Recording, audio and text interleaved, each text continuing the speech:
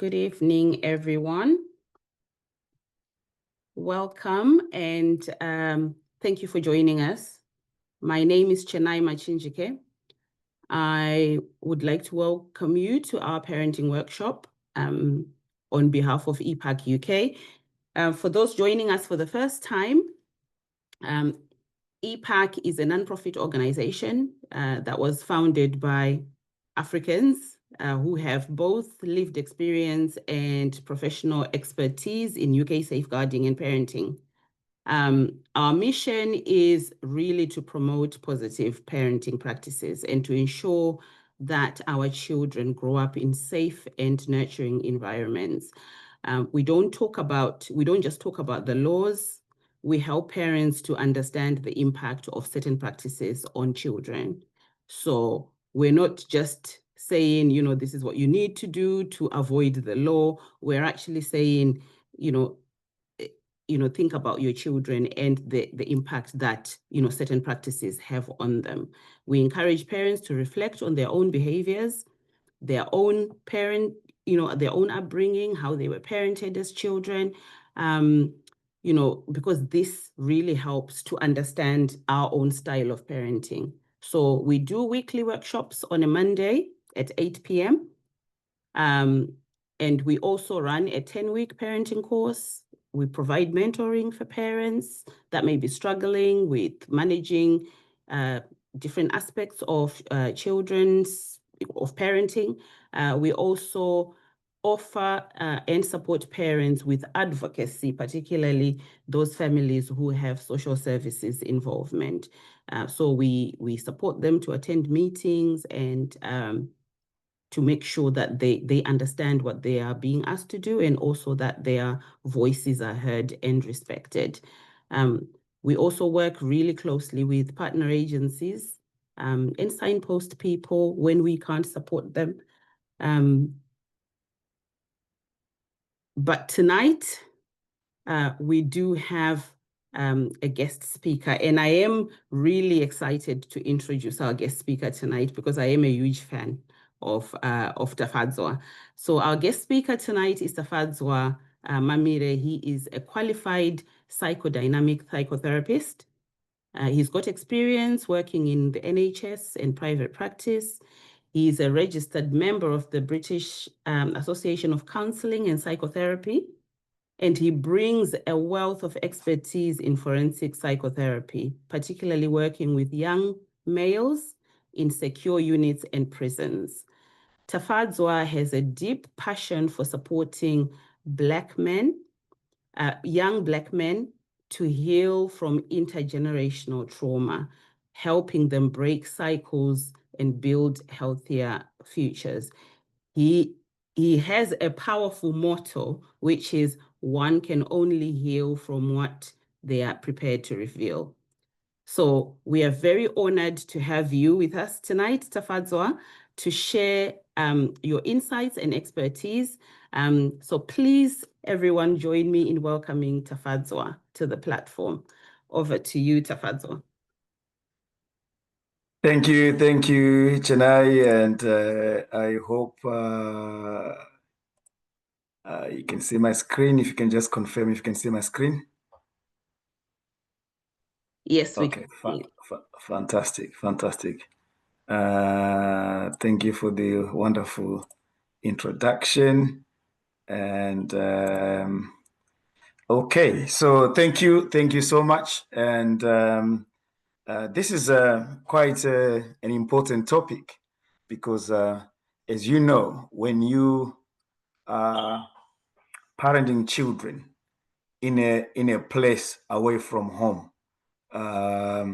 the dynamics are so different. And I think whether you've been here for 2 months, whether you've been here for 20 years, the journey is still the same. The dynamics are different, and we are experiencing all these new things with our children at their different stages of life. So it doesn't really matter how long you have been. So you might have teenage children, the experience is different. You may have grandchildren now. the experience is also very, very different. So this is very, very applicable to especially parenting whilst living in the diaspora. And thank you, EPAC and Chennai and your team for inviting us to come and talk about this. And for me, I am coming from a slightly different lens, which is really the lens that is based on therapeutic lens on the impact of trauma, and also how to heal whilst raising our children. And it's quite a journey for an African parent, and this is applicable to all diasporans really. But obviously the emphasis for tonight is probably mostly based on African parents. Okay, so we're going to be talking about understanding childhood trauma. And I have got a list of practical examples that they are not exhaustive, but they'll just help us to just think a little bit and look back on how we were raised and how we are raising our own children.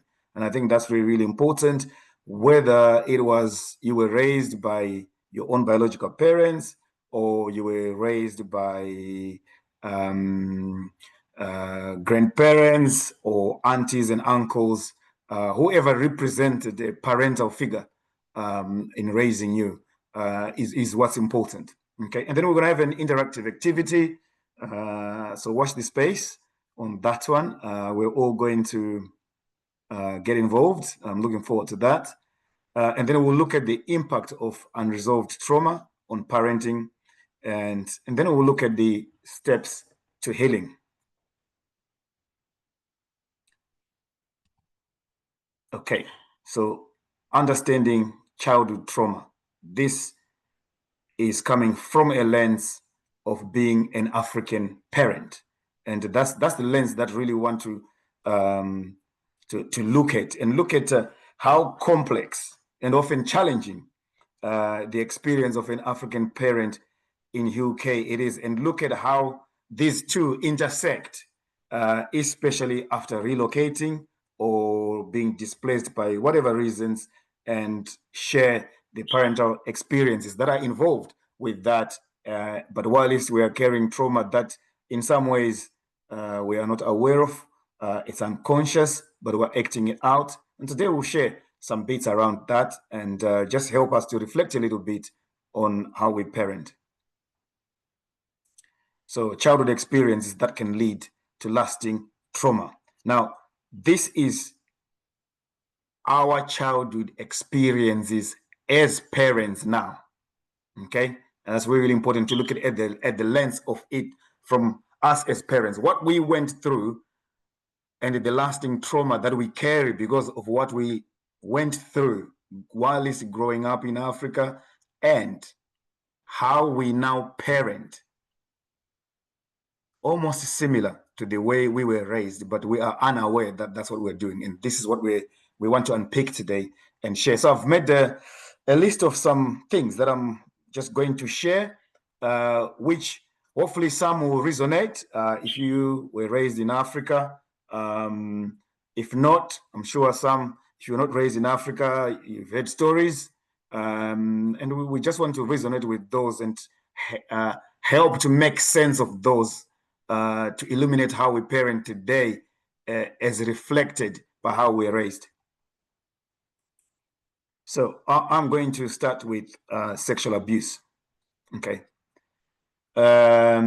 This is a very big taboo in our cultures. So those that are of a particular generation, they'll remember the days that they used to go to rural areas and you probably sleeping around hut, and boys and girls will share the same blanket, and no consideration of age and difference, and things happened. And unfortunately, those things were not said. So sexual abuse from close relatives can create deep, secretive trauma. So we have got people that probably suffered sexual abuse from relatives, but they couldn't say it. And they have kept that up to now, but the way they are so protective of their children, the way they are so protective of themselves in terms of avoiding intimacy because of this trauma that was not dealt with. And yet, sometimes the perpetrator is still alive. And every time there's a family gathering, every time, you relive that trauma. And often, this remains unspoken. And this leaves a long-term emotional and psychological impact. Now, this has a huge effect on how protective we become, especially when we raise our own children, because we see everyone as a perpetrator, and which is absolutely the right thing to be thinking about how we can be protective, but it's also thinking about why we are that protective. I think that's the real importance, because we do not want to reenact the trauma that we went through, and because we could not talk about that trauma, we still reenact and protect, which is the right thing to do. So obviously, this trauma may influence our parenting patterns, but the biggest thing is about our emotional availability to connecting with our children and also to trusting. So this may affect how much we trust. Say, for example, you got teenage girls and they've told you that they want to go out, they want to. So we may overexert by fearing what we went through to happen to our children.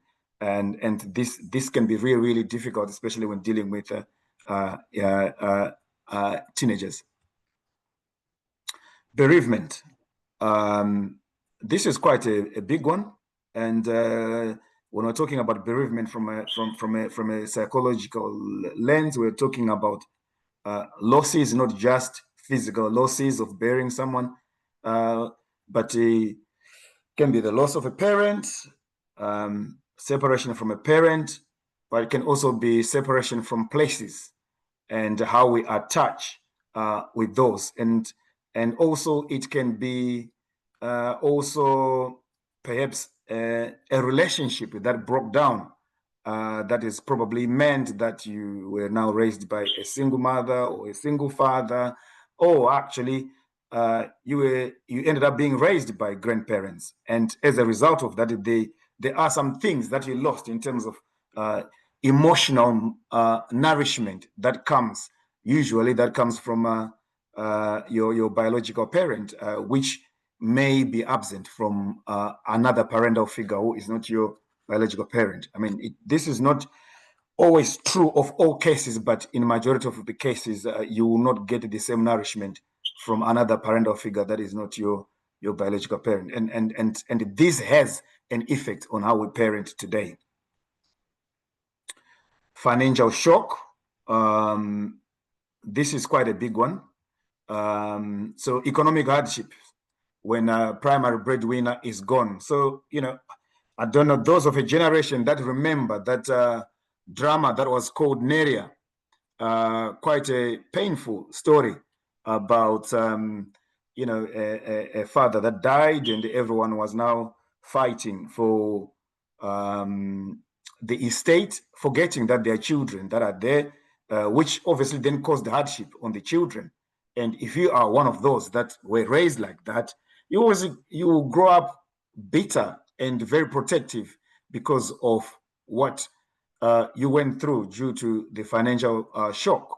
Now, this sudden loss of income can turn life upside down, and it can mean that perhaps maybe if you were living in a nice area, all of a sudden you are separated as siblings to go and live in different areas because of greedy family. And this happens in our African culture, unfortunately. But it turns life upside down, and it then means that the way we then grow up, it's very, very difficult when we think about how we separate with our own children, and it makes it difficult for us to then think about, for example, the culture of boarding school back home, which was something that was done for, parents who could afford, or parents who could sacrifice. And if that happens, and then suddenly you are withdrawn from that school, this creates instability. It also creates stress, and it does create emotional strain for the family. School downgrade. So I'll give you the example of school downgrade that can happen. Forced to leave established schools for less resourced ones, because there has been a huge financial downturn in the family resources, and all of a sudden you now have to be withdrawn from the school that you were. It could be maybe you're going to private school, or you're going to boarding school, or in worst case scenarios, some people were moving from city to rural areas, and that's the shame and the stigma that surrounding financial circumstances. So some people were raised with, and they probably went to boarding schools, but they were being paid for by the social welfare, for example. And I remember growing up, I had a friend who, when the BESA would come, they would say, "Are all those for social welfare? Can you stand up?" And though we were at the same boarding school, it was quite embarrassing, and it's quite shameful. Though it was not something to be shamed about. It's something that made my friend to want to make sure that his children will never experience that. And this is something that was very, very normal in growing up in African background. And then some children are expelled or barred from exams due to unpaid fees. And this is all because of a change in financial circumstances of parents, or the loss of a parent. Growing up in rural areas, envying city relatives.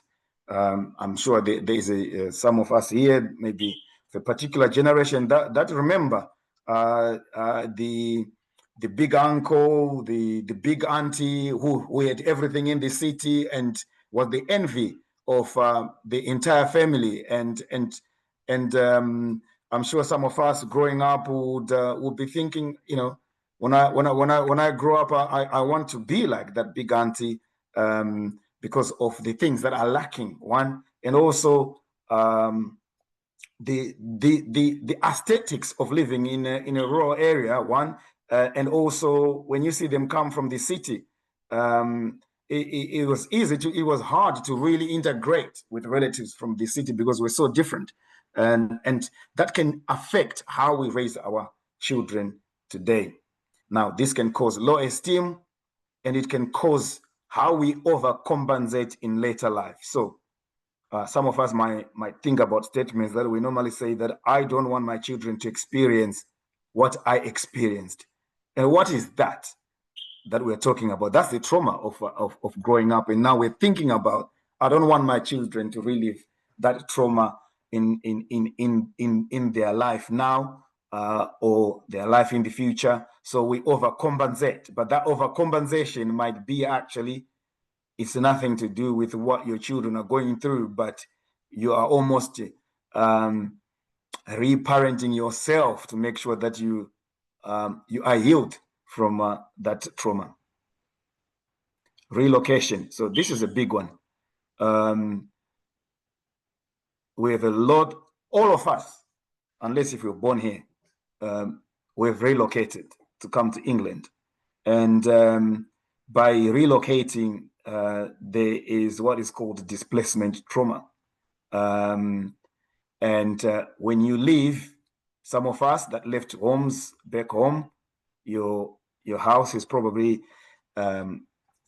inherited by relatives, and sometimes forcing moves from city to rural areas, as I was trying to explain earlier. It's all part of relocation caused by changes in circumstances. Coming to the United Kingdom is also relocating, and then by coming here, you are faced with a loss of familiar surroundings, loss of friends, and personal space.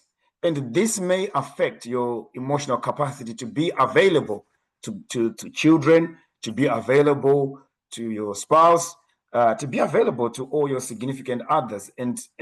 But the people that suffer most is the relationship with how we raise our young ones. Relocation also may have resulted in being cared for by extended families. So some of us, we came here, we left children back home. Some of us, we left children because of their age. They were over 18. It was very difficult to put them on our visa for them to come. And all the bitterness, the guilt that comes from, that's projected from kids that are left behind, and also the guilt that's projected by the parents that are here and are struggling to find a way to get the children over. And also how taken advantage we do by these aunties, these uncles, these step parents that we end up leaving our children with because we've relocated. All these have an impact on how we parent our children. So different treatment. This is very, very common, feeling treated differently from other children. And this you find by, for example, if your parents were unfortunately deceased at a young age, you may find yourself being looked after by aunties, step parents, or foster parents. But the treatment that you're given is not the same. And as a result of that, you grow up resenting the kind of lifestyle that you are receiving. And if this is untreated, unfortunately, it may mean that the way we then raise our children are being raised from a traumatic response of having been treated differently. But these experiences, they may sort of border on neglect or ill treatment, and this is very, very common. Where I remember of a story where parents had been deceased, and a wealthy auntie was looking after particular children, and when they would go, they had an account at barbers, and when they would go to buy clothes, their children would go and choose whatever they want, and these kids from the deceased family would be just asked to pick one or two things on the cheap line, and this is very, very, very difficult. So these experiences have shaped how we have become. Some people are privileged not to have gone through this, but for some, they have gone through this, and it influences how we parent our children today. But they can lead to feelings of exclusion, resentment, and low self-worth. Yeah, and this, we pass it on to our children unconsciously, and this can be very, very, very difficult intergenerational trauma, which can cause us feeling low self-worth, lack of confidence, which we can pass on to our children. Social alienation. So struggling to fit in. So we talked about relocation and what that might cause. Struggling to fit in with peers or social groups. And perhaps the ask that I've got is, without trying to complicate the relocation from Zim to UK or from Africa to the UK, maybe let's talk about relocation from one city to another, even whilst you were back home. I just want to drive a point home. And this relocation meant that you got new neighbors, new school for your children, and also it means everything is changing. And you've lost your old friends, and by losing your old friends, you're having to navigate a new landscape. And that's really, really difficult to do. Now, all those things, because of the way we were raised, it was really difficult to talk about what we feel about this, because we were just told we're moving. There was no consideration. Our feelings were not, and this is how we were parented. And the danger of that trauma is it's easy to reenact, and we don't notice that our children are also struggling to fit in because we were just expected to fit in. So, what conversations are we having with our children when they've gone to a new school after relocating to the United Kingdom? How are we making sure that these children are fitting in well? Really, really, really important for us to think about that. Not just that, we are also struggling to fit in that process. But how do we heal together with our children by creating an environment where these things can be talked about openly, so that we can give our children resilience to be able to cope with these struggling to fit in with peers, to make friends and social groups. Constantly feeling like an outsider. I don't know about you, but I've felt like this so many different times. Even when you just change a job, you go to a new place, they've got their own language. And how do you cope with that? Now, if you think about us experiencing that as adults, think about our children. They are probably experiencing that 10 times harder. And what's even worse is us parents, we're not creating room for them to talk about the hardship that they're going by feeling like an outsider. And this may result in isolation, withdrawal, or anxiety. Now, because of our busy lifestyles, we all have shifts to do, and it's so difficult. We've got different time scales. Dad is coming in, mom is going out, and it's just hello.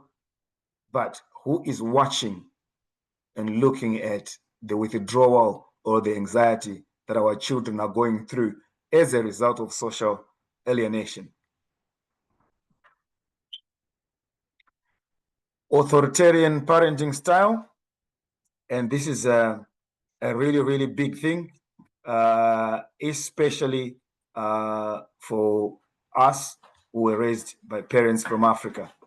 The reason being, we were never given an opportunity growing up. Some of us, maybe for some not, but some of us were never given an opportunity to ask why, because asking why was considered rude.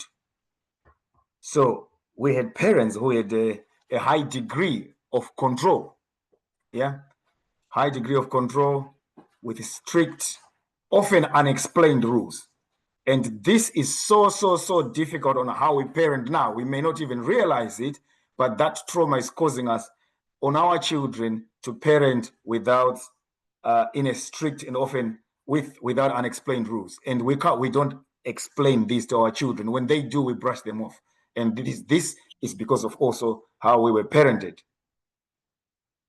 So some of us are coming from a generation where our parents were war veterans, ex-combatants who had their own trauma, and they were so strict and with such a high degree of control that almost you would go into a lounge.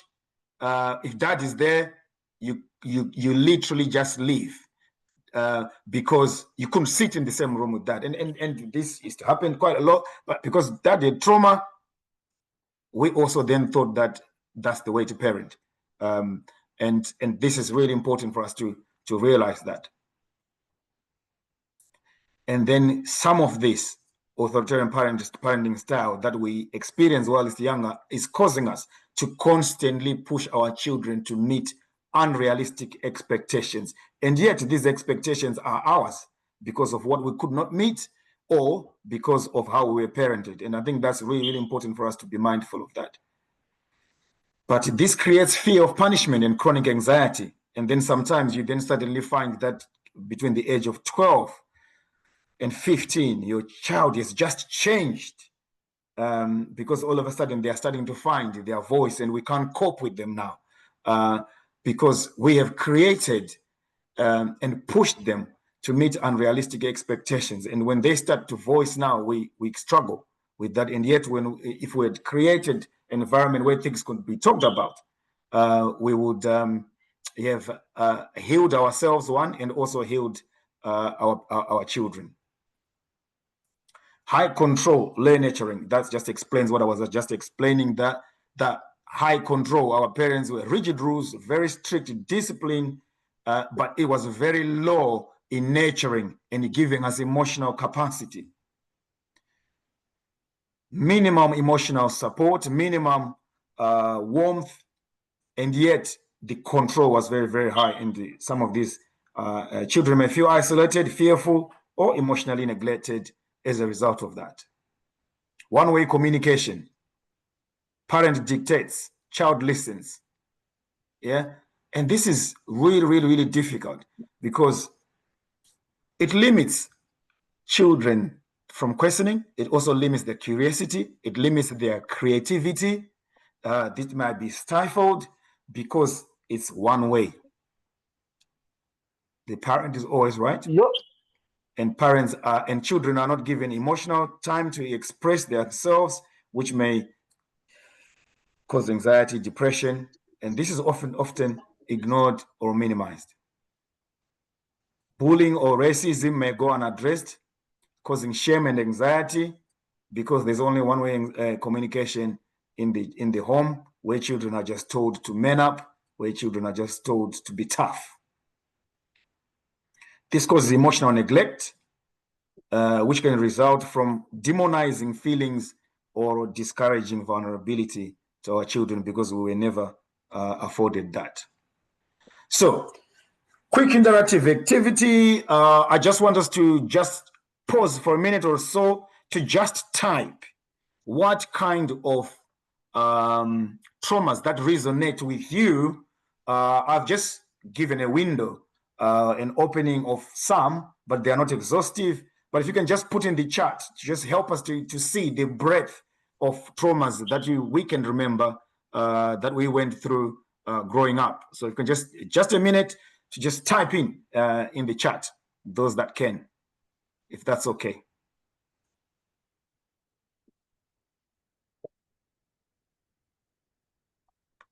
If you can just type in just quickly.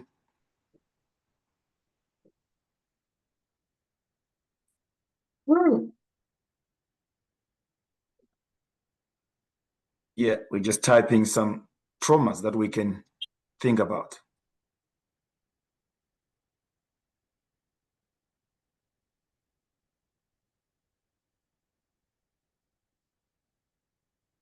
Childhood, yes. Relocation, displacement, racism, domestic violence, yes. Social class change, immigration, caring for siblings from a very young age, parents divorcing.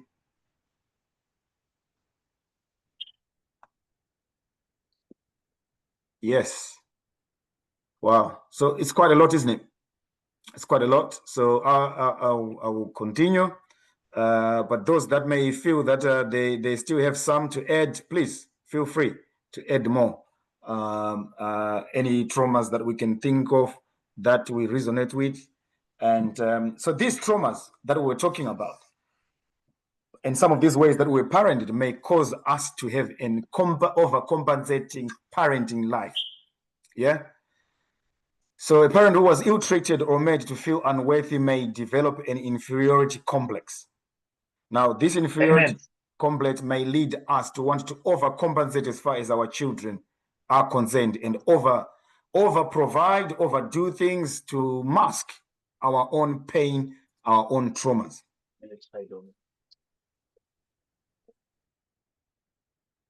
This can lead them to pressure their children to succeed as a way to validate their own self-worth. And this is really, really difficult. And we find it with a lot of us where we pressure our own children to succeed. But really, is it because we want them to do well, or is it because we want to validate our own self-worth?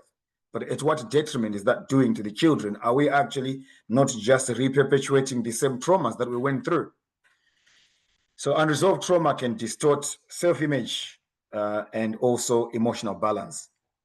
This can affect our children's ability to think about their own self-worth and also their emotional balance, especially around being able to be vulnerable.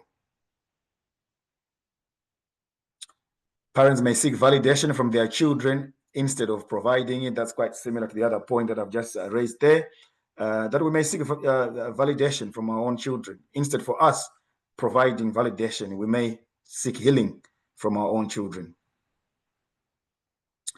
Emotional flashbacks. So all these things that we was talking about, a child's behavior can trigger deep emotional memories from a parent's unresolved trauma. If you ever wondered, sometimes your children can say something to you, but the way you then respond is not proportional to what your child has said. If you think about it quite deeply, it's because at that moment in time, you were triggered. And sometimes we're not aware of that. And we don't go back and apologize to our children. But what we're doing is perpetuating that very same trauma. So these triggers may cause intense emotional reactions such as anger, fear, or emotional withdrawal. So our children can withdraw as a result of that. The parent may overreact or shut down, reliving feelings from their own childhood. So let's really watch that. You know, people that come to my practice, I always tell them 4 words to stop, think, link, and remember before we respond to sometimes quite triggering and difficult conversations from our children. This raises in the inner conflict, and I've titled this is, am I my mother's daughter or am I a mother? What does this mean? Is sometimes we can be triggered and we parent our children in the very same way that our mothers or our fathers parented us, and yet that's the very thing that we also resented. So really, really important for us to just stop for a moment and think about, am I my mother's daughter or am I a mother? Really, really important. So attachment patterns, trauma often leads to insecure patterns of style.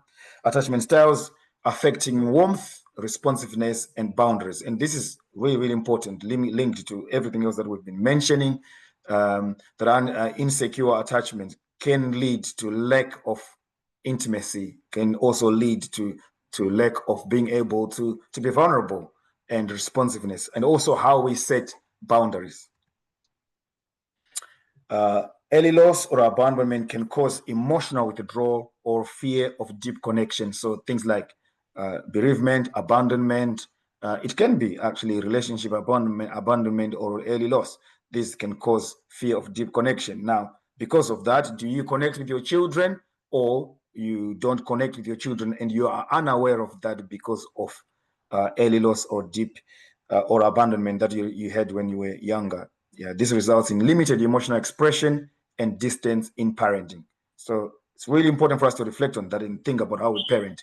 You know, are we giving emotional nourishment or we're distant? When a parent appears distant, the child learns emotional self-reliance. So our children are now having to cope on their own and think about doing the right thing, which might not be the right thing because they are still children. Emotional unavailability, this disrupts secure attachment development in children, and this perpetuates the same intergenerational trauma that you did not want your children to enter and engage into.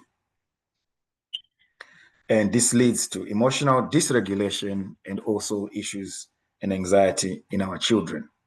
Right, mirroring.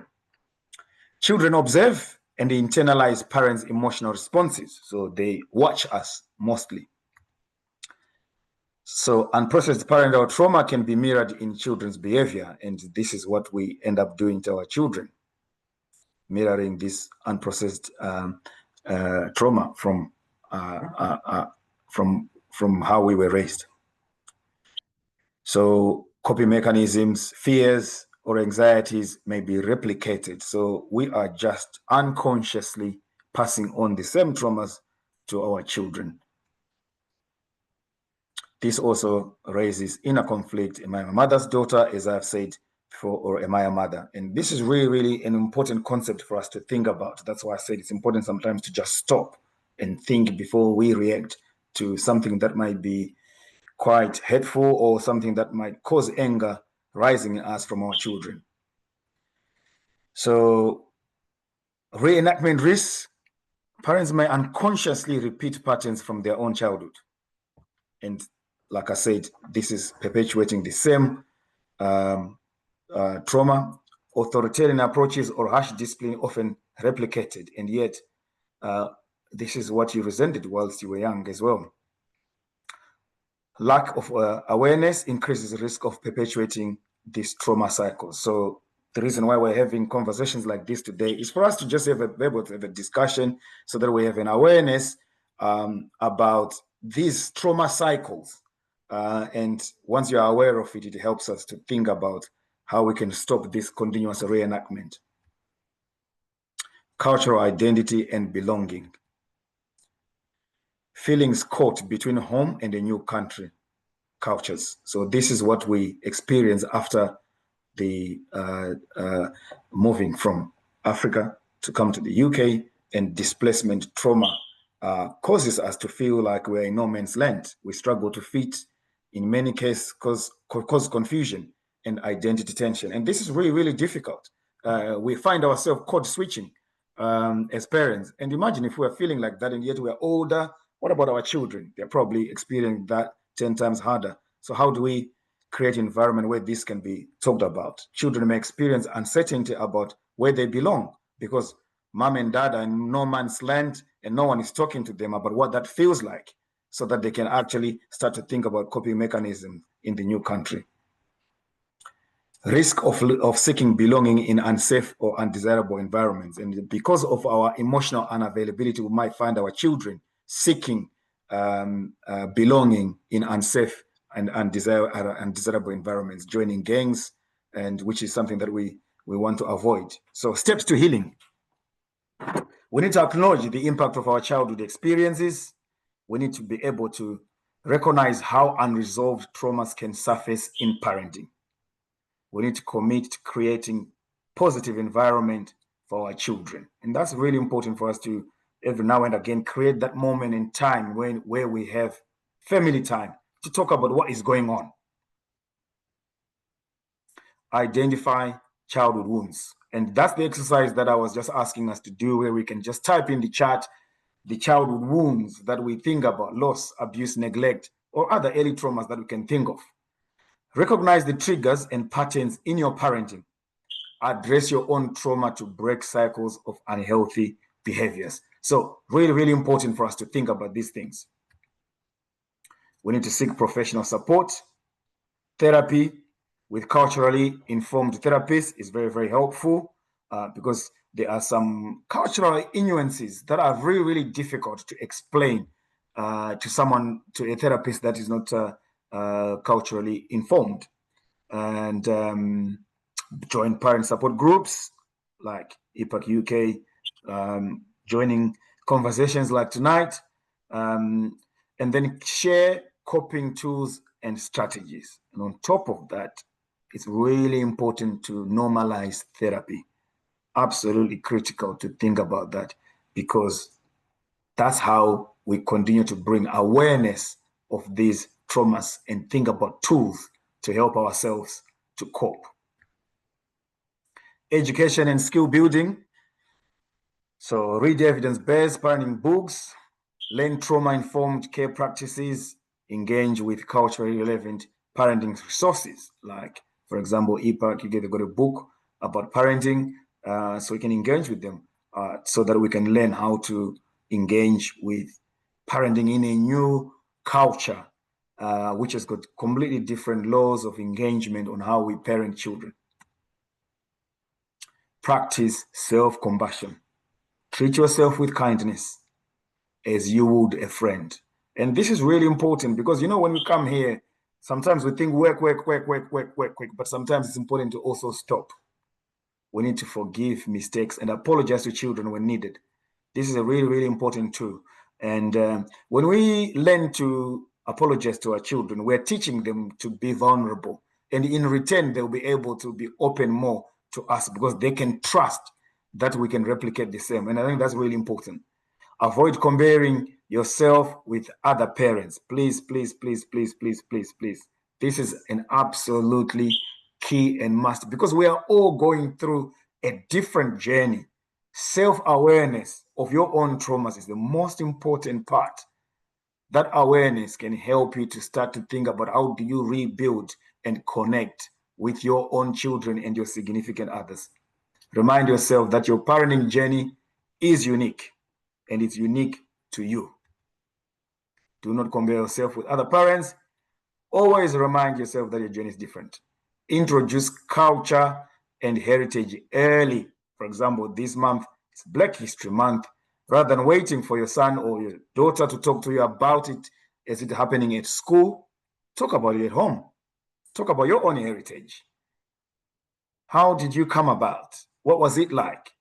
be present during critical change periods, especially year 7 onwards when you start to dealing with them there as teenagers. Really, really, really important.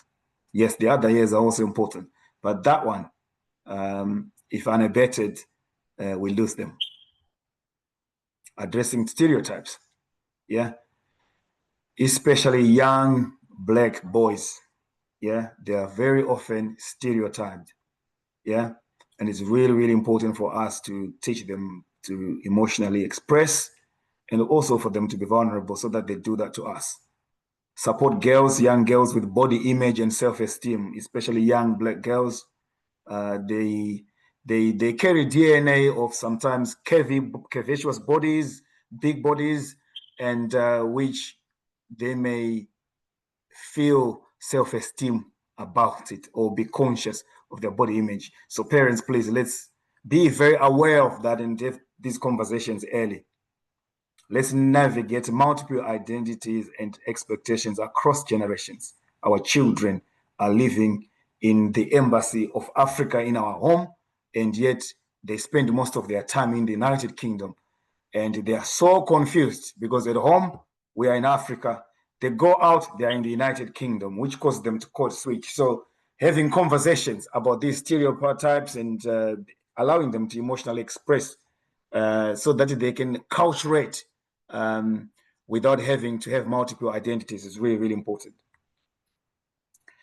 In conclusion, so we have talked about parenting as an immigrant or African parent in the United Kingdom, and this is complex, yeah? And some of the things we've talked about, they're not exhaustive, but they're just helping us for us to start to think.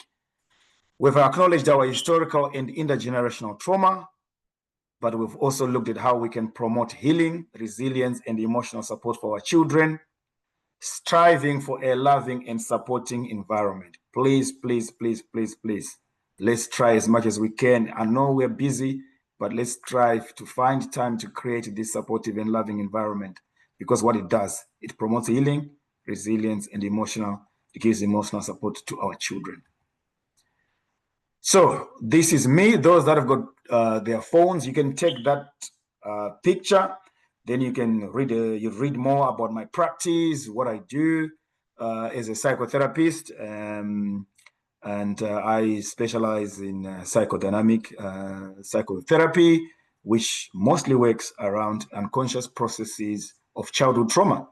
And those that can want to engage with me more, right, take a look at that and take a picture or scan that QR code. That will take you straight to a link that has got a lot more details about my work, what I do, and how much I charge. I charge £75 per session, and which is quite cheap actually, considering the market rate for psychotherapists, especially psychodynamic psychotherapy. So yeah, so those that are free to engage with me, absolutely welcome to take that, or those that want to take my number, there it is.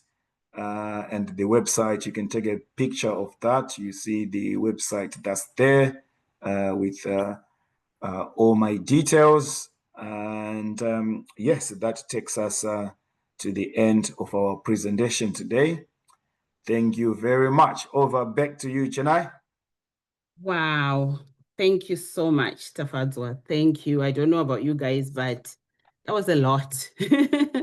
That was a lot, but very necessary. And I think a lot of us can relate with what has been shared today. Tafadzwa, we do have some questions in the chat, which I have helpfully, because we've got loads of things in the chat, so I've been copying them onto the side to read back to you. But just before I do that, I don't know if anyone's got any comments or anything that they would like to say or raise or ask their own question in person. Please feel free to unmute and speak. And if not, then I will just read the questions. Anyone got any comments? Lorraine? Yeah, sorry, I joined late, but I wanted to ask, where will the recording be shared so that I can watch it later? Yes, it will be on YouTube. Is it the EPACUK? Yes. All right. Thanks. Thank you. Linda? Yes, please. Can I have Tafadzwa's mobile number? Because I've just missed the last slide. I think the mobile will be easily to reach. Okay. Chat, you want me to put back? I think I've stopped sharing. yes. Go back. Maybe if you can just put it in the chat. Okay, I'll put it in the chat. Okay, fine. Yeah, thank you. Thank you, Okay, Chennai. no problem. Thank you. Anyone got any comments or questions for Tafadzwa? If not, I will. Thank you very much, Tafadzwa. This is great. I wish if you could have, sessions like this every week. We Thank you. Zimbabweans, we've got a problem of masking. I was listening to all those things. We do it ourselves as Zimbabwean parents. We want to imitate as if. So thank you very much. I think, yeah, it's not too late. But myself, when I saw your link to send it all over, unfortunately, you can only allow 100 people, I think. Sadly, Yeah. I did have a few So messages. next time, next time, even those joining Zoom or webinar, you can put on it, what can I say? Okay, I'm not going to say it here, but this is very, very powerful. Thank you very much. One of its kind. Thank you. Thank you. Thank you. Thank you. Grace? Yes. Little So thank you so much for this session. And I think what resonated with me most towards the end, when you talked about even the Black History Month, where conversations should take place to let the children know, or I'm now a grandmother, just to say who we are, where we come from, then they can also be more conscious of their origins and their identities. Because I think we tend to, there may be a lot of confusion eventually about who am I? Am I like children will start saying, oh, I want to have blonde hair and things like that. So conversations and also allowing time to talk about anything. As someone, I attended one session where somebody said, maybe even watching some local dramas of Zimbabwe, with your children here and talk about those and see how they also get used to it. So that's what my contribution I would think. Thank you again. Thank you. Crystal? Hello, everybody. I would just like to emphasize how amazing and insightful that session was. I'm going to call you Uncle Tafadzwa for the sake of the platform. But I thank you very much for this session. It was something I feel as though parents, as well as children, older children like myself, definitely need to hear and understand. Absolutely brilliant. The turnout today is brilliant. I'm over the moon. This is fantastic. Thank you so much again, Uncle Tafadzwa. Thanks, Crystal. Thank you, Crystal. And I do sort of agree with what Crystal's just said. I think we do need these similar platforms for young adults. You will see in one of the questions, it is really around those issues. And I think for the sessions that we do a lot, we have those conversations around some of the challenges that people are having with young adults, which stems from what you've said, how we are so authoritative from when raising the children, and then when they get to 15, 16 and they realize that actually they've got their own voice, and in this country their voice is listened to, and that they are at the age where they can exercise their Gillick competence, that they can choose and do as they wish, without the parents having so much control over them. And that can be a real challenge for a lot of parents. So I do agree we need this space for young people as well. Maybe let me just add while you're there, Chennai. I speak this with a heavy heart because you find that I work with young adults in a maximum prison, and 90% of the population are young Black male. 90%. And you are surprised to see that there are some of our children there. And there's a parent there that did everything that they could,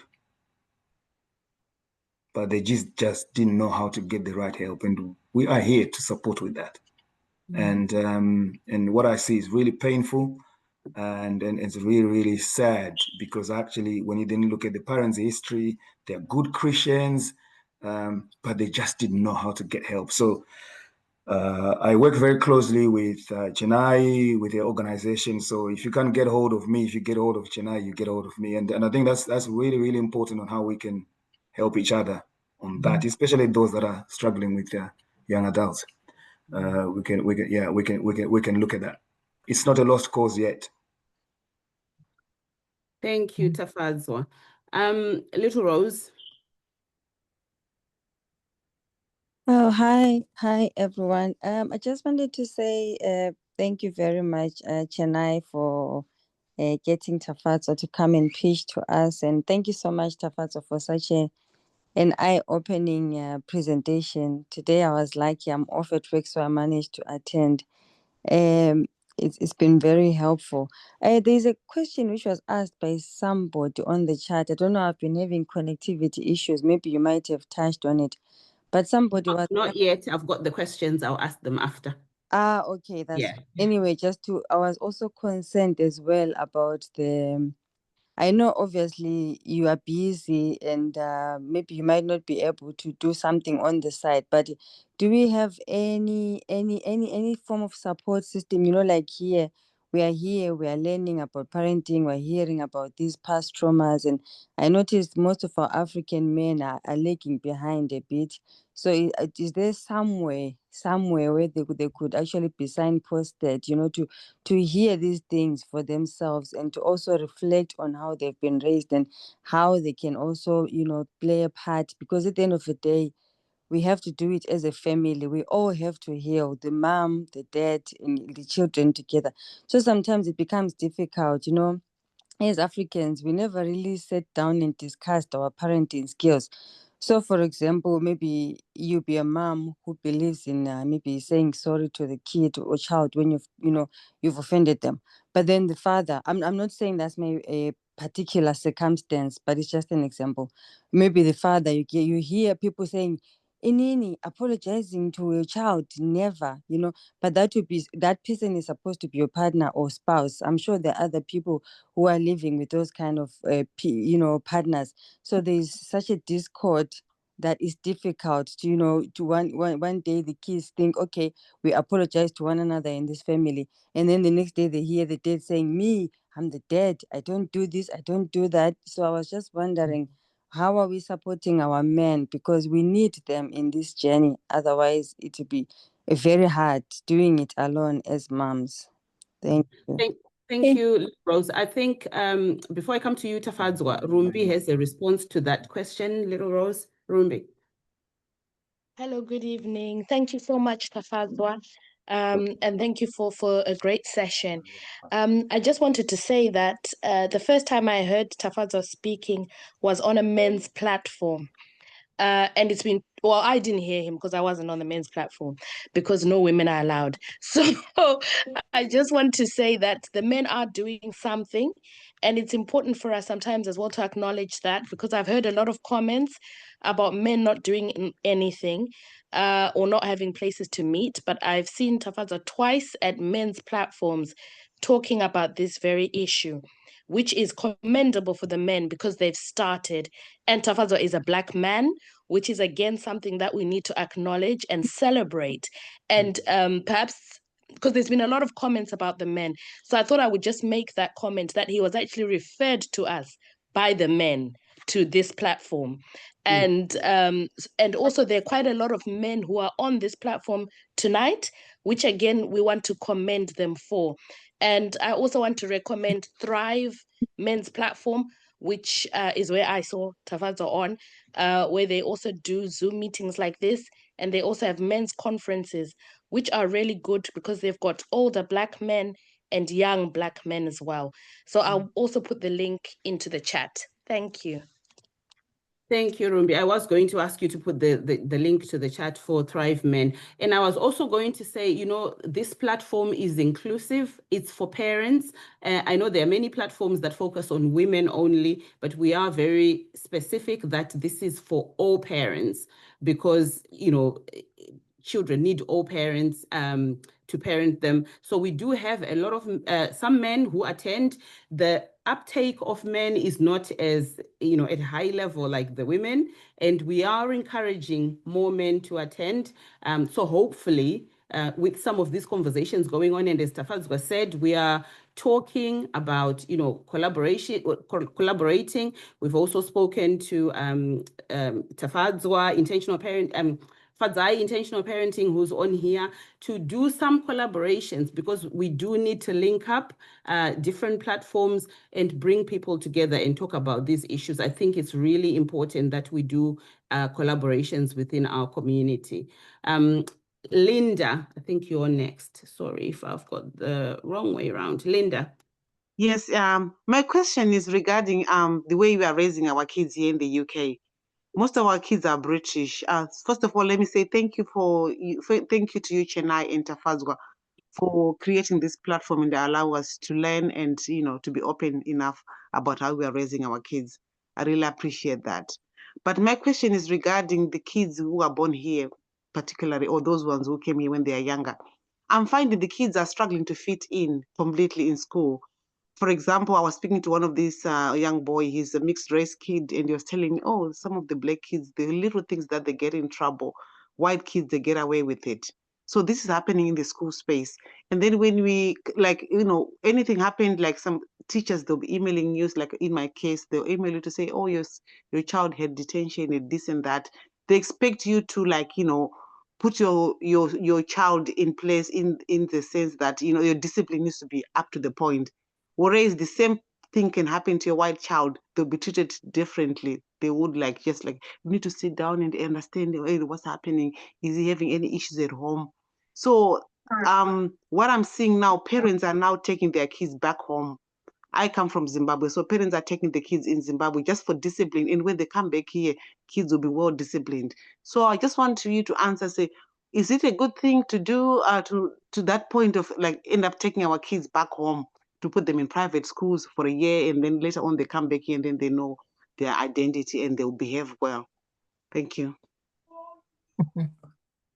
You want me to answer that, or? Yes, please. Okay. All right. Okay. Right.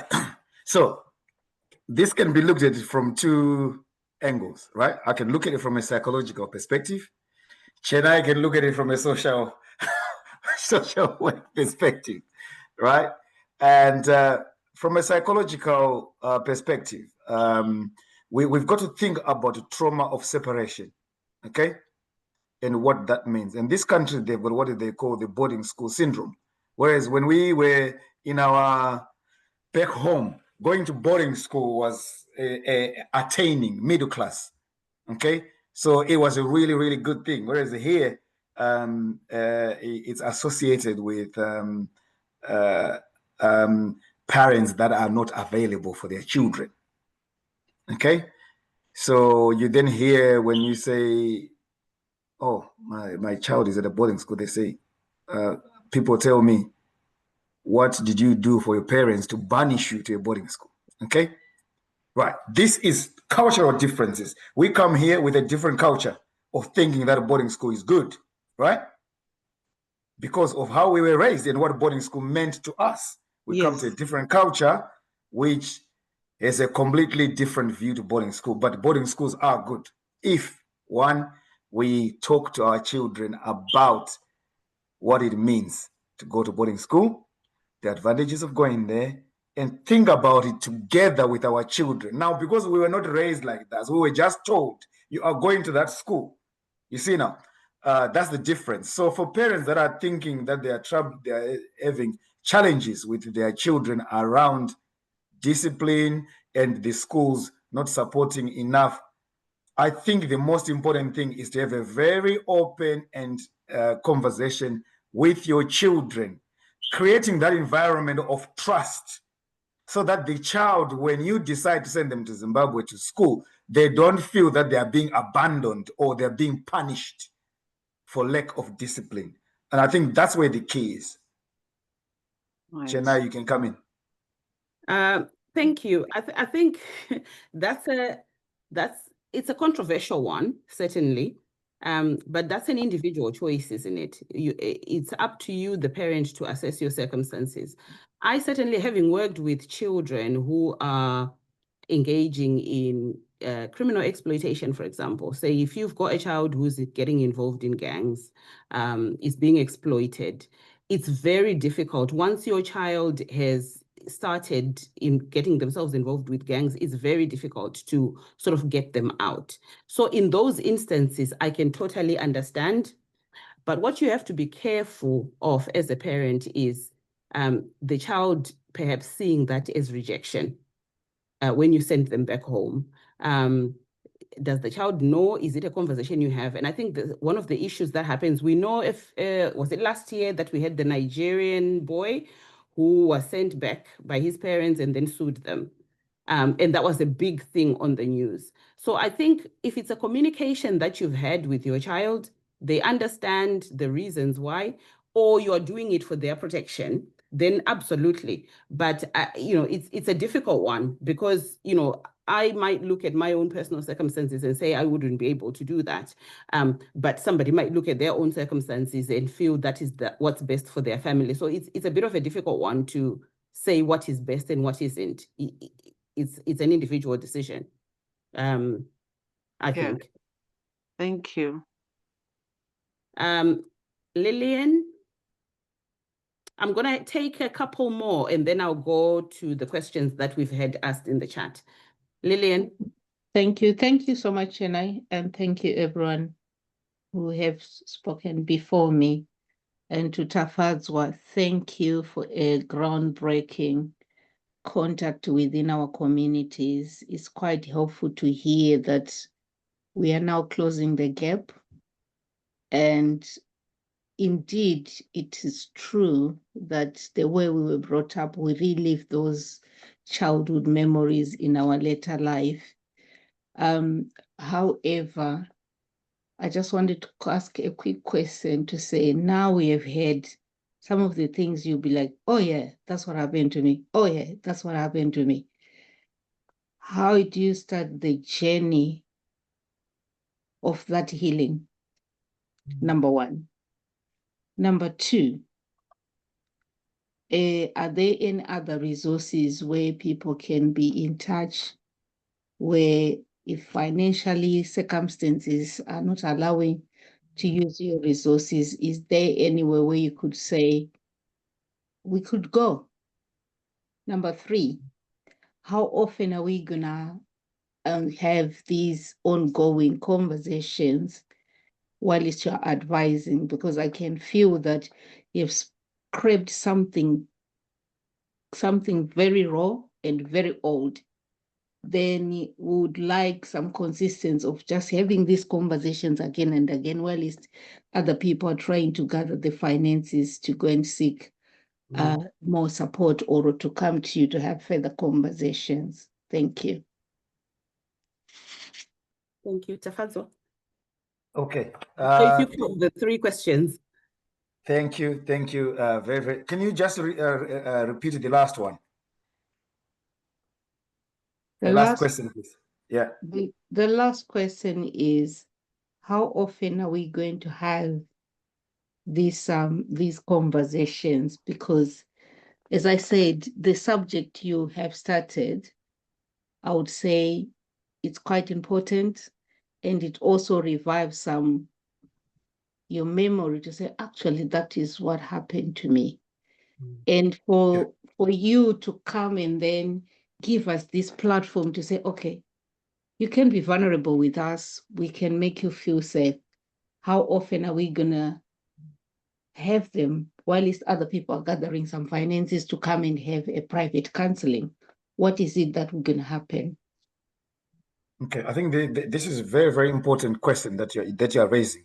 And myself and Chennai, we've had several conversations about this, purely from the thinking around how we can offer access to parents, sometimes that may not be able to afford private therapy, which is sometimes can be quite expensive. So the answer to that, watch this space. There's something that we're cooking so that you'll be able to have access through possibly Chennai's organization, or some organizations will tell you, so that you either pay very minimum or free at point of contact. So watch the space on that. That's coming. Just be patient with us. That's coming. So that's around resources and how to start healing. So how to start healing is, I think, awareness is the first thing. And among many other organizations, Rumbi is also here. She does a lot of stuff with women as well to support. And I think the one thing that we, yes, social media is good for other things that we can laugh and stuff like that. But, you know, on serious things like this, I think it's important for us to also use it to engage with these. And there's platforms there. Rumbiza is going to put some stuff on here, on links, so that you can support both men and women. And also EPACUK is here. These are just the organizations that are available. And I think the one thing that we've got Tafadzwa Intentional Parenting as well. She's on. Yes, and Tafadzwa as well. So all those are organizations that are available for us to use. And I think watch the space on that. I don't know if there's anything that I've left. Do you feel answered? I don't know. Did you answer the first question? I can't remember. Which was, how do you start the healing journey? I think coming to this platform is the first point of call. So you've done a good thing, and it is raw. But like I said, the materials that we can follow through around parenting are on EPAC UK social media platform. You can follow through that. And we also have got other organizations that we'll probably put on the chat there to support us, to just follow through, engaging with our communities to share lived experiences. It's very, very, very important. And I think let's use that. For some that are religious, you can use your religious organizations, churches, groups to support with these conversations. The only difference with us is obviously because we are professionals. It's a very boundaried on a professional setting, and I guess that's the question that you are asking, because what you want to say vulnerable things that you know they're not going to go anywhere else, and that's the bit that I said. Leave that with us. We will give you some information shortly. There's something that's cooking in the background. Thank you so much. You have answered my question. Yeah, I'm a mental health specialist, so I was like, this is brilliant. Thank you. We have opened the lid while the pot is boiling now. How do we continue to make sure we contain that? Because I think our community, this was a huge gap, but I'm so grateful. And thank you, everyone who is involved and those who are behind the scenes. God bless. Thank you. Thank you. And obviously, if you are a Christian, Rumbi runs Freedom Ministry, which is a great, great platform for healing. I've posted the link in the chat. I have attended the conferences. They're absolutely amazing. So if you are a Christian, that's another place that you can find healing as well. I'm going to go to Samuel, and then I'll ask the questions. We've got just a few minutes, and I don't want to miss the questions that have been asked in the chat. Okay, hi, good evening, everyone. My name is Samuel Obengfosu. I'm a Ghanaian. My wife is from Zimbabwe. So it's my wife who connected me just this evening to it. Thank you very much, Mr. Speaker. I might not be very good in pronouncing the Zimbabwean names, but yeah. It's good. It's a good discussion and an insight you've given us tonight. Sorry. I like it when you said, I mean, when you just finished talking with, at the tail end of it, you were saying both parents. Parenting is not just one side, father or mother, but both parents.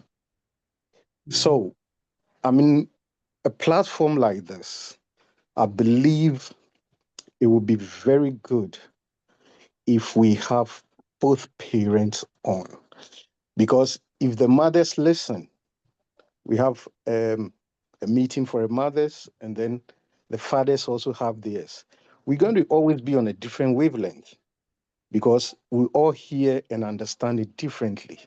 One, my background is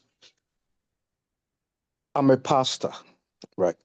And I've been in charge of the youth since 2006. Our brother who led was talking about young adults. I worked in Felton Prison. I worked in ISIS prison. I worked in Belmarsh prison. I work with gangs. I work on the street. I do a lot of things, you understand? Currently, I'm a children's home manager. So I know all these things going on. If we parents, African parents, don't talk to our children, the streets will talk to them because the streets talk. If we bring our background, like back home, when an elderly talks, the child doesn't talk. If we bring it here, and that is what is happening in this country, we bring it here a lot. Children can't talk. They will move away from us, and then they will listen to the street. The street talks a lot, and it's messing them up. I've been all over everywhere. If you go on social media, I have a group called FGC UK, Finishing Generation UK. We deal with a lot of countries, over 25 nations. We talk to them. We got leadership who work with them. You understand? Our brother is doing a great job. But what I'm saying is, like as this platform is on, I'm saying I'm in the bedroom, my wife is in the lounge, but she sent me a text message and then sent the link to me. And I've been able to log on from beginning. This is how it has to work. Both parents must be on so that we can speak clearly to our children when it comes we talking to them, because otherwise it's always going to be like that and it's going to hurt. Our brother said, when you go to the prisons, I'm telling you, he said 90, I would say 95% Black children. If you speak to them, they tell you no one is at home. Dad is not at home. So this is what happened. And I can tell you that when you go to prison, if you go to Feltham, children who enter Feltham who are Christians, when they enter, they become Muslims because the Muslim community embraces them more than Christianity there. So when they come back, they are worse. And don't get me wrong, if you think they go to prison and come back as reformed, we are joking. They come back tough. They come back expert in a lot of things.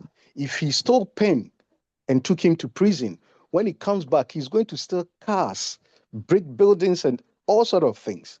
So my plea is, let's do this thing with parents. Parenting is not just one side. It's not just the father and not just the mother. It's both. Two concerned people came together to produce a child. So the two should take care of the children. That is what has to happen. Like we said already, that when they go to the schools, boarding schools and stuff, they mess up. Yes, because of what is happening. Whatever we do, I mean, whichever way, our sister, you're a social worker, so you understand all these things. It's happening. It's not going to change, but we can change.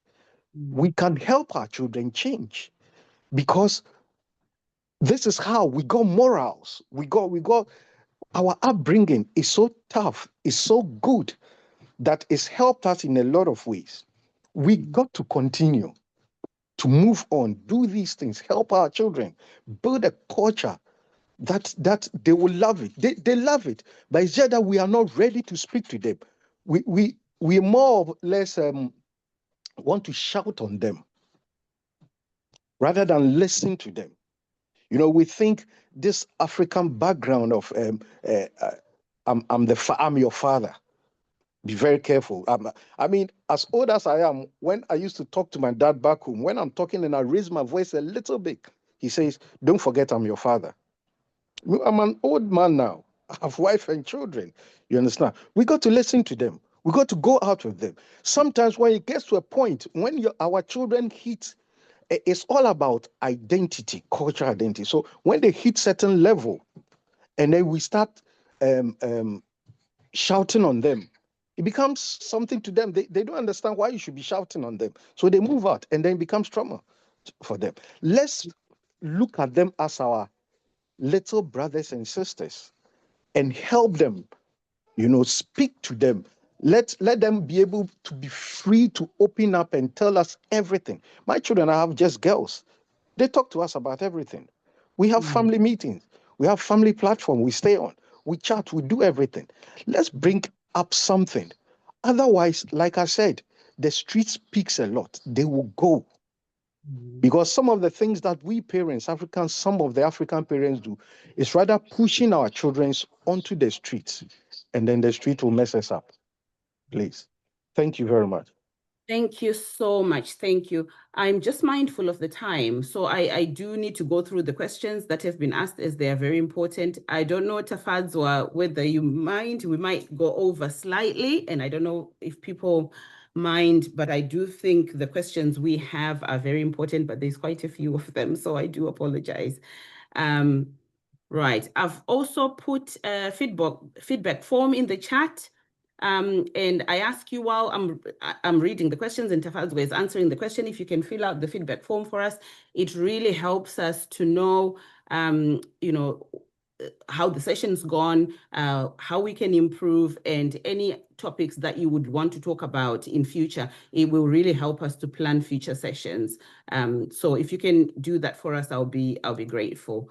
So the first question, Tafadzwa, is, hi, Tafadzwa, I hear you talk about displacement trauma through relocation. However, here is a question. How do you draw the line between trauma and necessary life eventualities? Trauma does exist, but what experiences are necessary for building resilience?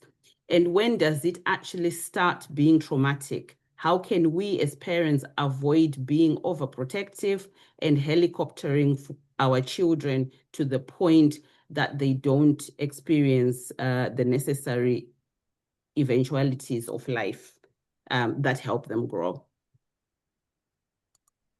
Can you repeat the question? It's quite full. I was going to say it is quite wordy.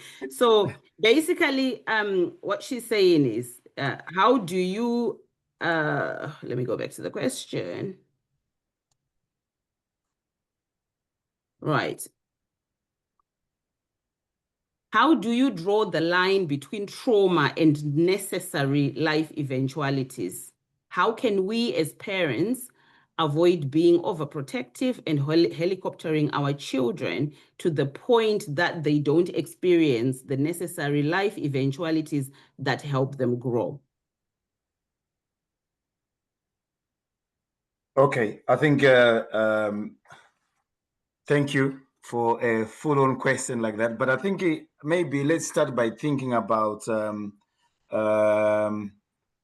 how do you draw the line between trauma and the necessary life eventualities? Because life happens, right?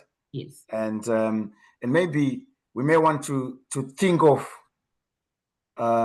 maybe the general definition of trauma, and I think in simplest of terms, it is just how we respond. It is our psychological response to distressing event or experiences that may have happened to us in the past, and this response happens in the here and now, but linked to the there and then. I think that's we need to be able to separate that this distressing moment is manifesting itself in the here and now, but where it's located is not here, it's not now, it's located there and then. Okay, now that is to do with you as a person located in you, not your significant others or your children. So the first point of call is for us to be aware that it is located in me. Okay?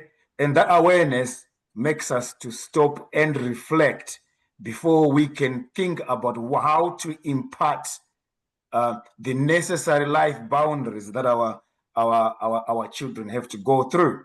And I think those two are separate things. And I think awareness of that location, okay, then you catch yourself in the moment before that is passed on, to know that I own this is mine. Yeah. And then when you own it, then it now means that the way you then reflect what you pass on and how you parent your children is no longer trauma informed, but you're now dealing with the necessary skills that are required, practical skills that are required for them to deal with life. I hope that's helpful. Thank you. I'm not sure if the person that asked that question is on the line. But yeah, thank you for that response. And then I'll go on to the next question, which is, how do we deal with elderly parents who continue to create division and strife among their adult children, often projecting their own unresolved trauma onto their sons, daughters, and even in-laws? Is it still possible for parents in their 80s to change, or do we simply have to learn to manage the situation differently? I think the question that our dear colleague is asking here is very, very similar to what the pastor said. Pastor, sorry, I can't remember your name, but Samuel. Yeah, Pastor Samuel. Pastor Samuel spoke about a very important example, that he is married, he's got his children now. But when he speaks to his dad, yeah, his dad still sees him as a 5-year-old Samuel. Can you see now? That is because of culture. Yeah. And that we can't change. It is us who just needs to adapt and be able to know how to handle our old ones. Yeah. Why? Because first and foremost, even though I may now be 60, I still have that trauma where I still fear my father. If he says that, I become a 5-year-old son again who has to respond the way I was raised. Is that making sense? Yeah. So what our dear colleague is asking here is a very, very difficult one. But the awareness of that, the fact that, I gave an example that there's generations of parents that went through war, that went through hardships, and they don't know that their hardships, they've passed them on to their children. They still react like that. But I think awareness now for us as children, being aware that this is how our parents are, allows us to think about how we put boundaries to protect ourselves and our dealings with them, so that we don't stop it as per se, but we manage with how the perpetuation of the trauma can happen. Yeah. I think that question is quite similar to the next one, or which is, how do you overcome resentment for a parent who neglected you all your life, who refuses to recognize the harm this caused? In these instances, what's your opinion on going no contact with such a parent to avoid ongoing trauma and to avoid the impact on your own children? Okay, I think that's a very, very valuable question. But also, I don't know if they're Christian or not, but it's also good to think about these things from both angles. Yeah. Thinking about forgiveness, okay, and the things that we can't change. Yeah, I think it's important for us to forgive ourselves and leave God to take care of them, so that the hurt does not continue to perpetuate. And then if you look on one of my slides about forgiving yourself too, so that you can heal. Now, capacity to forgive yourselves allows you, if you can forgive yourself, you then have capacity to forgive others. And I think the first and foremost is that resentment, you need to forgive yourself, first and foremost. That would be my encouragement. And then think about forgiving your parents. Because if you see that there is a stalemate there, then probably we need to probably think also of it from cultural, spiritual perspective, where we think about forgiveness and think about what is love. Love is kind. It is patient. It does not envy. All of those things, yeah? And then they help us to heal that way. And I suppose these are some of the situations that therapy is necessary to sort of deal with some of those feelings about yourself, and start to begin that healing journey, I guess. Absolutely, and you're right. And the therapy is, sometimes we think about therapy as a tool for crisis, but actually it's a lifestyle, and that's my encouragement, that we must not use it as a tool for crisis, but a lifestyle. Thank you for that. And Samuel's put in the chat, 100% forgiveness is key. Forgiveness heals you better than the person you have forgiven. And then the next question is, great impactful work you're doing, very needed in our community. As women and mothers, we are learning and engaging with services. How are you engaging with African fathers from your experience or observation? What are the barriers for them attending sessions like this? I don't know. I think you kind of already answered this one, but I don't know if you wanted to add more. Thrive is a very good plug. I think what we'll do next time when we have our retreat or we have something that we're doing, we will use this platform. If you have a partner, a husband, yeah, they must come. Yeah, push them out of their house. Okay, because it's a real ticket for them to go. Yes. I don't know if Rumbi plugged that and put that on the chat. She did. Okay, the link. Fantastic. Fantastic.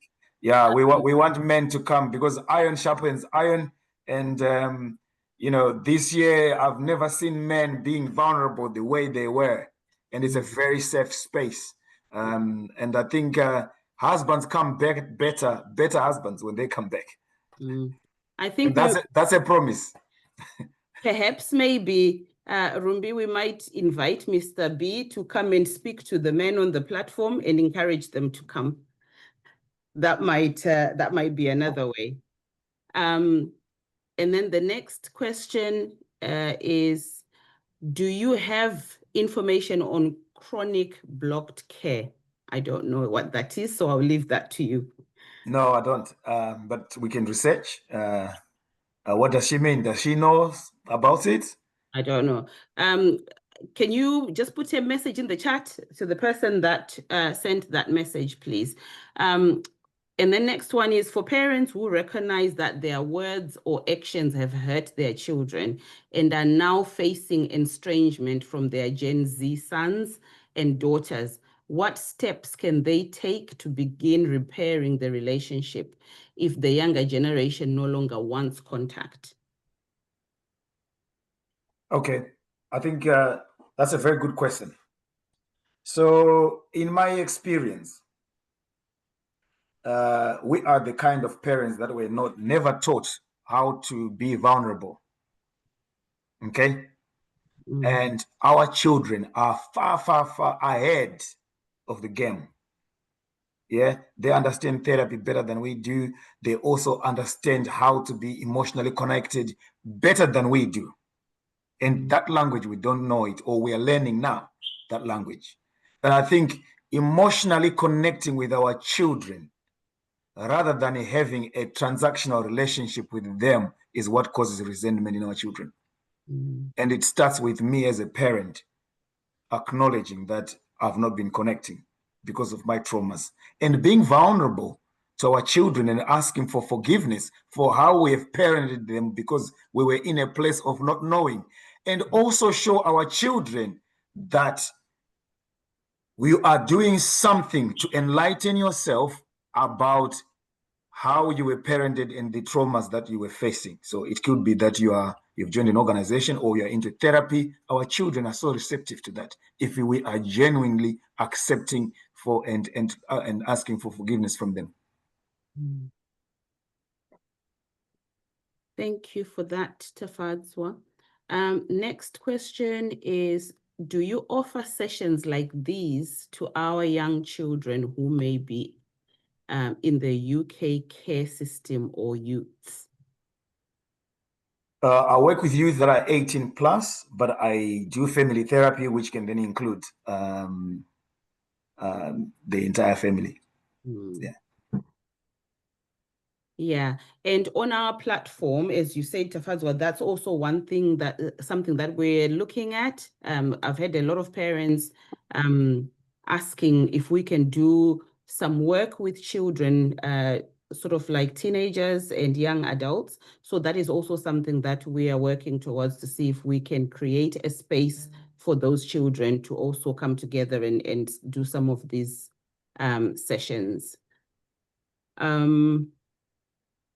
It needs to reach out to men. Another one about men. I think that one's already been answered. Naturally, Black men are very blinkered to normalize counseling. Yeah, I think that one's been answered. I don't know if you want to come in, but just to say, you know, counseling or therapy, it really is a stigma in the whole of the African community, not just men. I think women are getting better at it. Because there are a lot of platforms for women and women are talking, they're learning. Men maybe are lagging a little bit behind, but I think it's a general issue for our African community. I don't know if you want to add any more, Tafadzwa. So maybe I can talk from my experience in the NHS. Generally, men don't engage with therapy. Generally, they far and few. Okay, it's worse in Black men. So it's a real issue. It's a man issue, but it's worse in Black men. And I think please encourage your men to. I wish if my clients that are male were to be able to come and talk about how it has transformed the way they love their wives because of being in therapy. Tafadzwa, I think just to lead on to that question, and I think I've asked you this question when we've been having a conversation before. How do you as a wife, a partner, bring this question? Because it can be, it can lead to the husband or the partner being defensive, as you've just said, encourage them to. How do you do that in a supportive way, in a way that doesn't make them defensive and make them feel like you are saying they've got a problem? I think you see what the pastor's wife has done. Yeah. Yeah. Yeah. He sent a text and the pastor has just responded. Now, the opposite may happen, that this text is sent and nothing's done about it. Okay. Now, when nothing is done about it, we now need to think about how to talk about it, because you've created and opened a gap for that conversation to happen. Okay. As long as the conversation is done, one, by creating the right environment for that conversation. You don't say because you're having a fight and say you need therapy. They're never going to engage, right? Okay. It's about noticing, yeah, and engaging through love. Noticing when they are withdrawn, when they're a bit quieter, and think about and ask them questions, yeah? Or you can start by saying, let me tell you about, you know, how we're growing up, we're doing this, just creating the environment where they can, where you can then say to them, that's your turn now, without getting them to know that that's what you're asking them to think about. And then you can then say, oh, that was a really tough upbringing. Have you had help with this? Can you see? Yeah. So very, very different ways of engaging. Maybe we might need to do a group session about engaging men on as couples. To do it. But we need to find this. There's techniques to do it. Yeah. From a supportive place and not a critical place. Yes. If you say I need therapy, I will not go. That's true. That is true. Next question, and then we've got two more. When raising children, do we have to follow culture and pass it on to them? Or can we choose to raise them in a way that allows them to define their own identity outside of the cultural expectations? Okay. The pastor said the streets talk, right? Did we hear that when the pastor said the streets talk? Yes. Yes. Same as the color of our skin, it talks. Okay. First and foremost, we're black. Yeah, our children are black, or they could be mixed race. Okay, that will never change.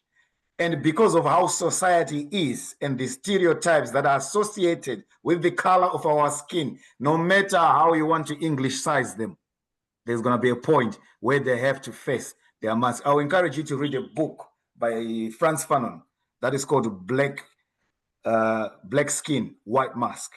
Okay. And in the work that I have done, I have noticed that our kids are not so conscious of the color of their skin up to when they start year 7. When they go to senior school, all of a sudden, black boys start hanging around with the black kids. White boys it just happens. That's the observation I've done in the work that I do. Okay? That's this moment that when the mask is removed, that's the moment when they look in the mirror and they realize that they are black. No matter how much you protect them, that moment is going to come. Now, if you have not given them a soft landing, that's going to be even harder for them to realize all of a sudden that I'm black. All of a sudden I am different and I have to operate differently. That's hard. So I would say encouraging them to know their identity earlier on so that they can be comfortable in their skin is absolutely critical the earliest you can do it. However, we're not here to tell you how to parent. We're just sharing best practices that can help us to parent. Black Skin, White Mask. That's the name of the book. Frantz Fanon is an absolutely brilliant book. Absolutely brilliant. He was displaced. He talks about his displacement as well. So look it up. Thank you. Thank you, Tafadzwa. And then the next question is about men again. We appreciate men are there and working on these platforms, but we also have fathers in the community who have neglected their responsibilities. Majority of mothers are struggling because the parents are not emotionally available following separation and divorce. How do you support those mothers who are intentionally striving to stand in the gap? Sorry, I'm going to ask you to repeat that again. We appreciate men are there and working on these platforms, but we also have fathers in the community who have neglected their responsibilities.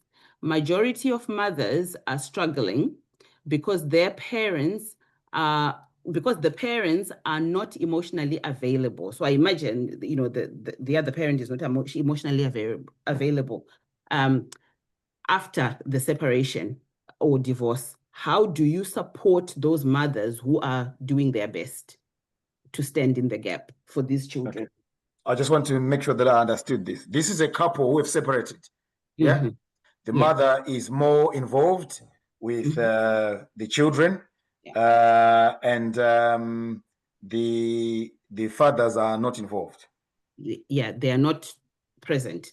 They are not present. So these are absent fathers we're talking about. Okay, so it's okay. So maybe we will take it from a generalized view, because obviously every situation and the dynamics that leads to disengagement of a father are so very different.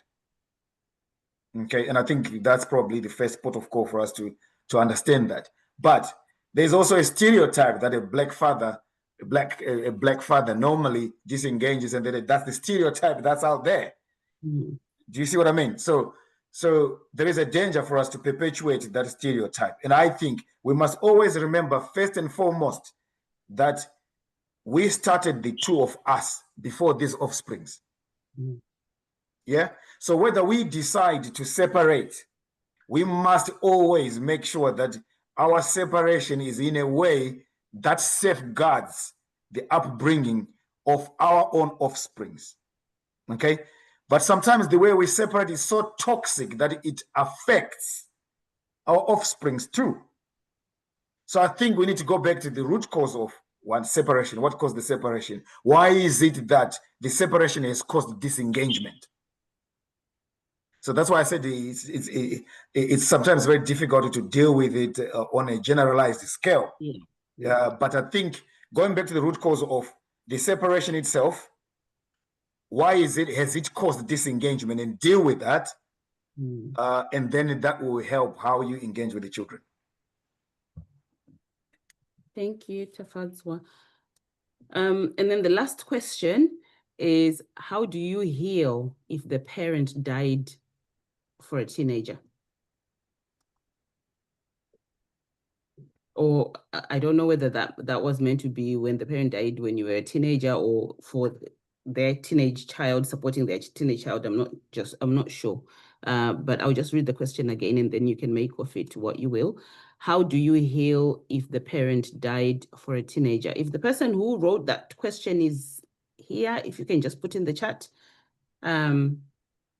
whether you mean in terms of supporting a teenage child whose parent has died, or yourself, your parent died when you were a teenager, and how do you heal from that? I'm not sure. But I guess maybe Tafadzwa, you can answer both. Okay. Or yes, they've put when you're supporting a teenage child. So it's the teenage child's parent that has died. How do you support your child to heal from that? Okay. So a teenage child is parents have died, and you've ended up having to foster the child and look after them. Is that what they're saying? Are they here so they can explain? Yeah, Iris, are you able to just unmute and ask? She might not be. Hi, sorry. Yes, I'm here. Hi. So what happened is I adopted a young man. He's 21 now, and both his dad and his mom, well, his mom died first, and his dad also died later. But there was a lot of like no emotional connection, and he's got a lot of anger, like how they didn't look after him, support him, dumped him onto like grandparents and things like that, like trying to like you say, oh, the Christian way, oh, just forgive, and then it's like oh, but why did God let this happen? And it's like a lot of questions. How do you support a child in that situation? Okay, so the fact that they had to go into care. No, they weren't in care. They came into my care, not that they're in care. Oh, right. Okay, Yeah. they came into your care. Okay, Yes. Are they a relation or? Sort of, yes. Okay. Yes. Right. So I think first and foremost here, there was a broken down relationship already. Yeah. Yeah. Okay. So this is what I'll probably call the first loss. Okay. So he lost his parents before they died. Yes. Yes. Technically, yes. Okay. And that's why I said that's what I'll call the first loss. And I think that's really, really important that he started mourning and grieving for the love of his parents before they even passed away. When he's talking to you, he's not talking to you about them passing away. He's talking to you about his grief when they were alive. And I think that's really important to separate that. Okay. He understands the passing away of natural, which is God's way of people leaving earth, right? That he understands. When he's talking to you, his grief is around losing the parents. And then when he then lost them physically now, he's suffering from two griefs. So it's a double-edged sword that he's facing, and he needs therapy to support him that, to deal with it. Okay. I'll reach out to you. Thanks. Okay. Yeah, I relate with what you've just said, Tafadzwa. I watched a podcast of a young lady who was talking about a similar situation where her mom neglected her as a child. She was then raised by a family member. And the mom then later died. And she was being asked about how she felt the mom didn't die. She was being asked how she would feel if her mom died. And she kind of did a nervous laugh. And she said, I don't think I'll feel anything. And everybody was really shocked. And she said, because I've already grieved her death. Correct. Yeah. So, I totally can see what you're saying there, because that's literally what she said on that podcast, that I'm not going to feel anything because I've already grieved her death whilst she's alive, and that's quite sad to hear. And I think that's very important, because in our culture, we connect grief and mourning with burying someone. Okay, from a psychological perspective, we don't look at it like that. Yeah. I know I said last question, but someone decided to pop another one in. Can we touch on supporting special needs children as it becomes a strain in the family, and most of the time one spouse leaves? Just special needs in depth is needed in our community. Before I come on to you, Tafadzwa, I'm just going to say I have had, especially in the last couple of weeks, a lot of parents that have come to me with that issue. I have those who are on our WhatsApp group, you would have seen that I reached out to an educational psychologist who had given some feedback. I have spoken to her, so I'm just waiting for her to come and give me her availability. She has agreed to come and do a session on supporting children with additional needs, with behavior, but also in school. So that is something that I'm working on, that is coming. If you have attended my sessions, that's a topic that I talk about a lot, because myself, I'm a mom of a child with additional needs. So that's something that I do talk about quite a lot. So it is something that is coming, that we will talk about, that we're working on. But I'll come to you, Tafadzwa, on that. I think it's a very, very topical question, which is very current in all the psychological circles in terms of support, because we are warming up to these challenges of the spectrum being there. And I think the most difficult thing is it really needs understanding. It needs patience to be able to accept, and also to accept that this is what our child is going through. And I think that's very, very, very important. Patience, understanding, and if that is lacking, it makes it difficult. But the first and foremost is how strong is your relationship with your spouse first. Because these challenges test the strength of your relationship. And I think that's really, really, really important. That's the thing that we probably don't realize. And then we then think that someone has run away. But actually, that then just became the catalyst for something that was already on paper cracks. And I think that's really, really, really important, because when we've got a child like that, it needs both spouses to be singing from the same one sheet. And they're really, really, really absolutely critical that we do. But what you've said, Chennai, in terms of bringing a specialist psychologist to come and support about this subject is really, really good.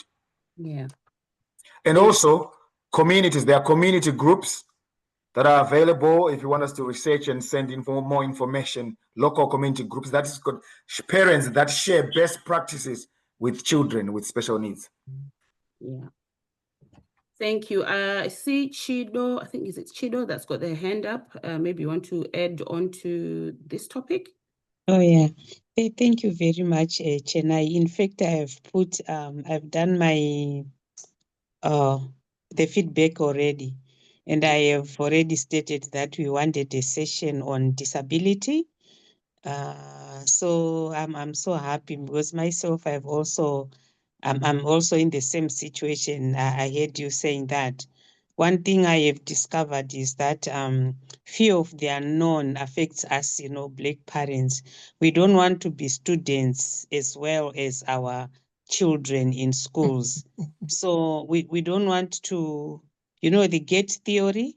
We are afraid of the gate theory of mixing with other parents and listen how they are managing. So yeah, we are running out of time, but I think it will be very helpful if we could have a session on disability so that I can also help.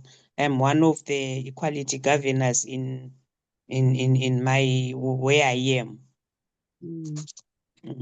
So I've seen a lot of things happening. So maybe we can also share. Thank you. Okay.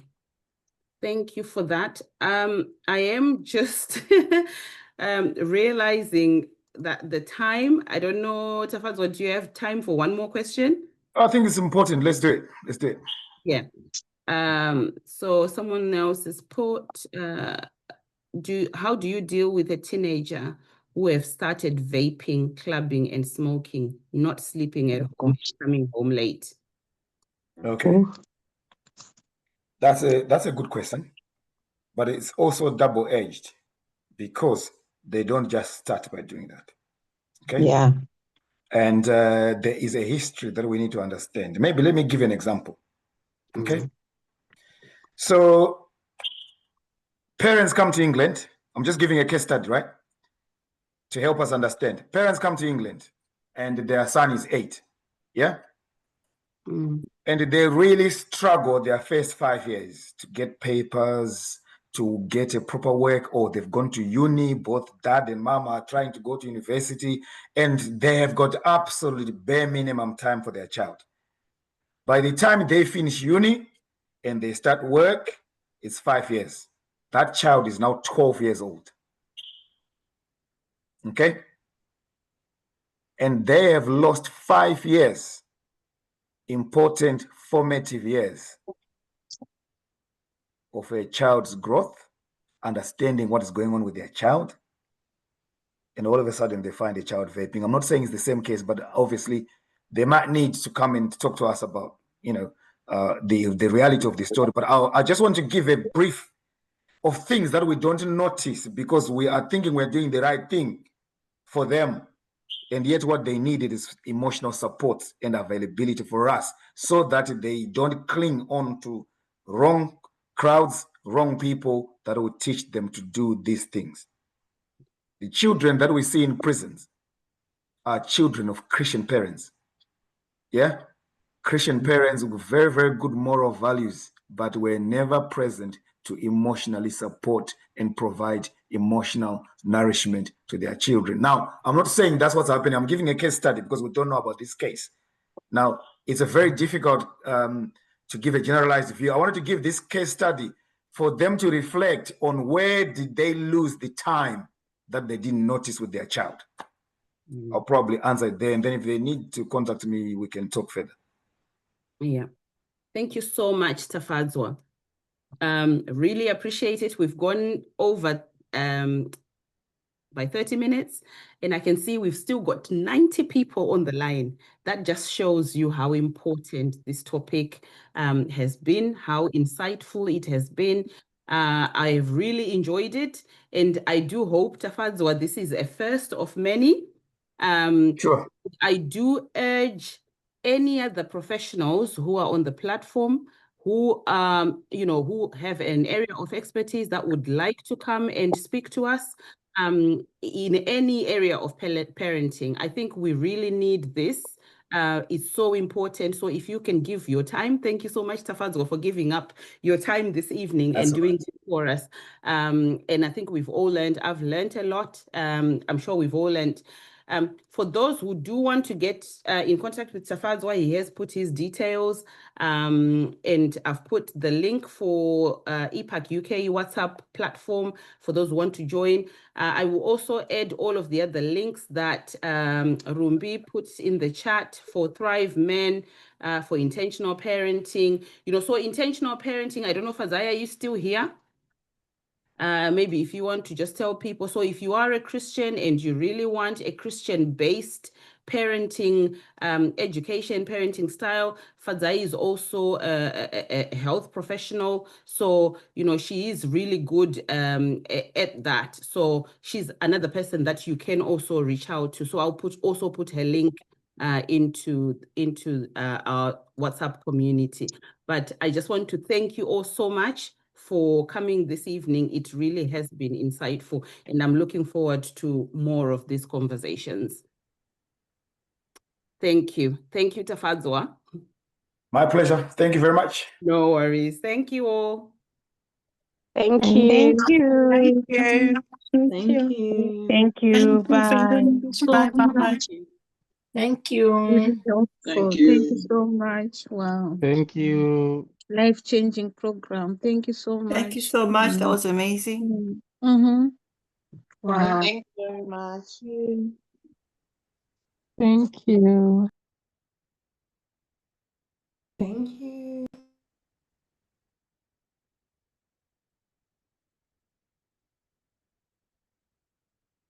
Thank you.